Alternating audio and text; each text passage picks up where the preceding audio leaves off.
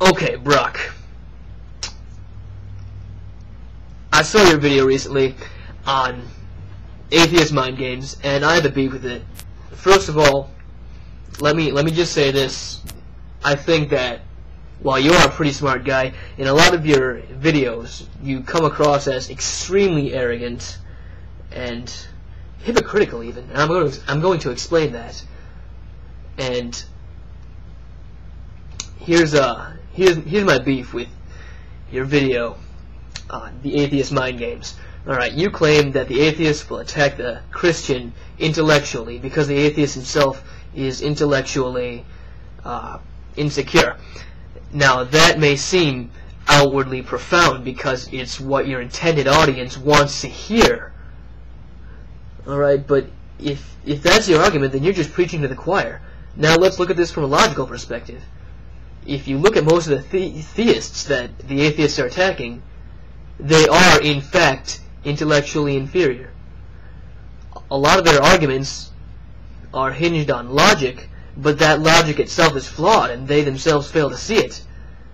They will pick and choose the statistics that they want that will support their point of view and ignore everything else. They'll come up with theories and explanations and such that debunk themselves. And yeah, they know all these big words, but that doesn't make them smart. And if you claim that the atheist is intellectually insecure, you're wrong, my friend, because if you look at the videos that a lot of these atheists are making, they actually use coherent logic and arguments that can hold themselves up and not debunk themselves like the YouTube Christian usually makes. And if you want to go ahead and prove me wrong on that, then I suggest that you start arguing with the atheist not on a moral not on a moral level, but on a logical and philosophical one. That's the only real way to do this. What you're doing right now in your video, Atheist Mind Games, is simply attacking the atheist on a moral level. And that's not the way to do it. And as a matter of fact, you're saying that the atheist is trying to bully the Christian because he himself feels inferior. That the atheist attacks the Christian on a moral level, on a philosophical level, and on an intellectual level. However, what I find funny is that in your video, Atheist Mind Games, you're doing all three of those things to the atheist.